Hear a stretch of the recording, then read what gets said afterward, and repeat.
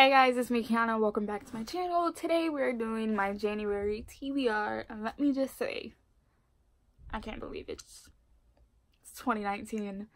I have 5 physical copies here with me, and then one that I am currently reading, but I do not own a physical copy. I read it on my Kindle, but I do hope to read almost all of these before I go back to school on the 22nd, because that is when school starts, and I do not know how my coursework for this semester is gonna work. But anyway, let's jump into my TBR. So the first book, I'm already currently reading it, and that is The Rose Society by Marie Lu. And this is book 2 in the Young Elite series.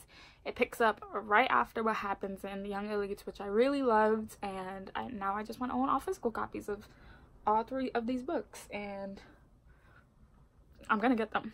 But it follows a girl named Adelina. It follows like a group of characters that basically a blood fever has swept their nation, and those who have survived are marked, and they're called malfeitos.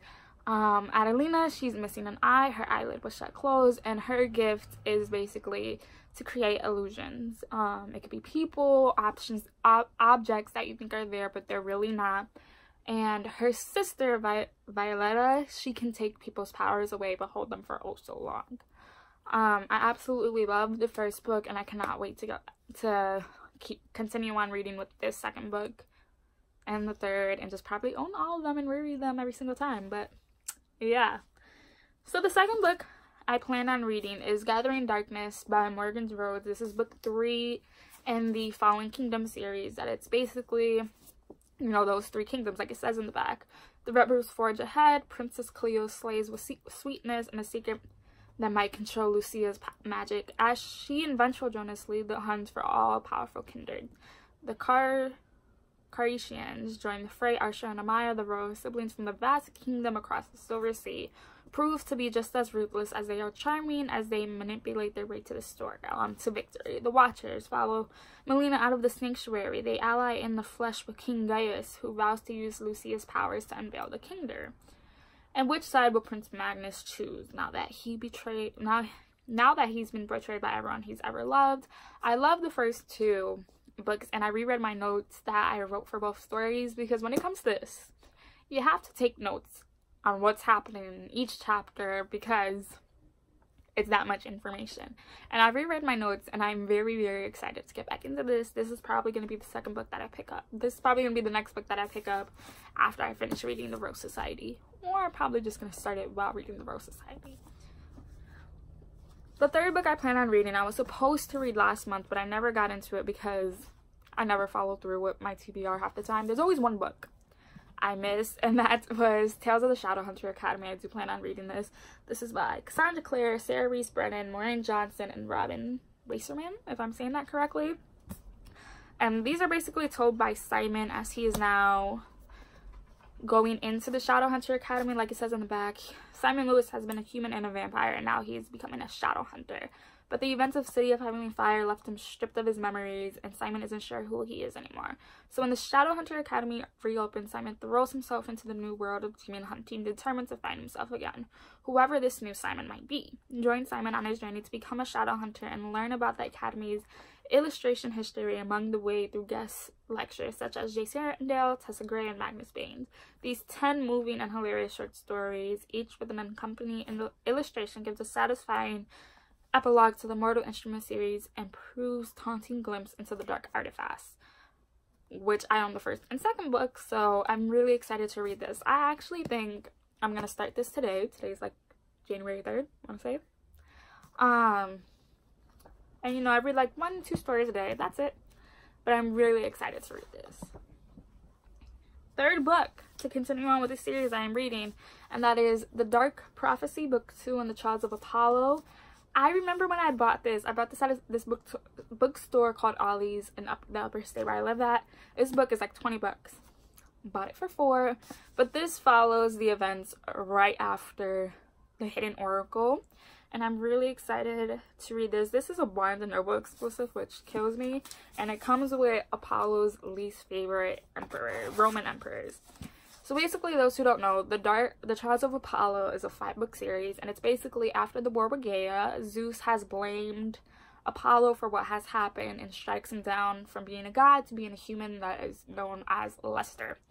By Camp Half-Blood, they all know who he is, and we do get a glimpse of the people from previous stories. Like, in book 1, we saw Percy and Nico and Calypso, along with Chiron, some of Apollo's children, and we're introduced to new characters from other gods' children.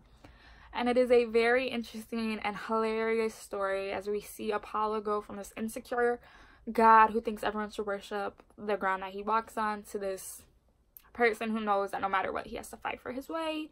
So now he's on his way to find one of his oracles, I want to say, because I'm really looking forward to reading this.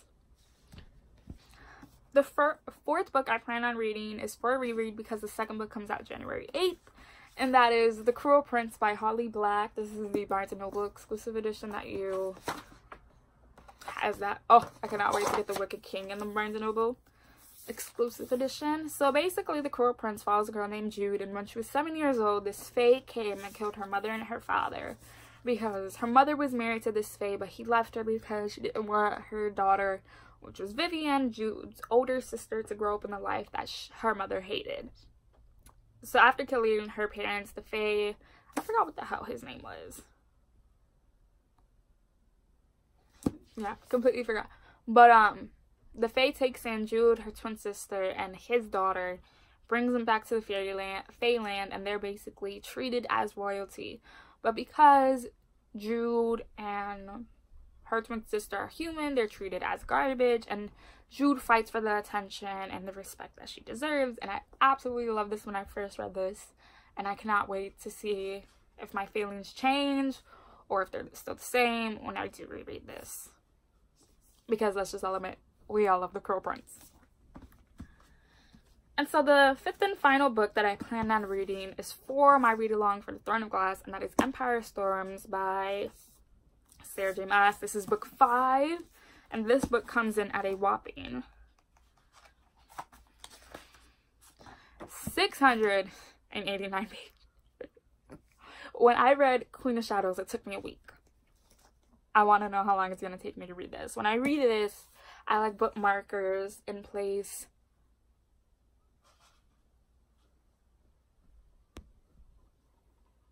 I put markers in place for the place that I want to be at every day, and hopefully I can keep up with that this time. But I'm really excited to continue on with this because then I have 2 more books to read, and then I'm done, and my soul is gonna be broken because it has taken me 2 years to read up to Queen of Shadows so I can finally move on to Empire Storm, Tower of Dawn, and Kingdom of Ash. But yeah.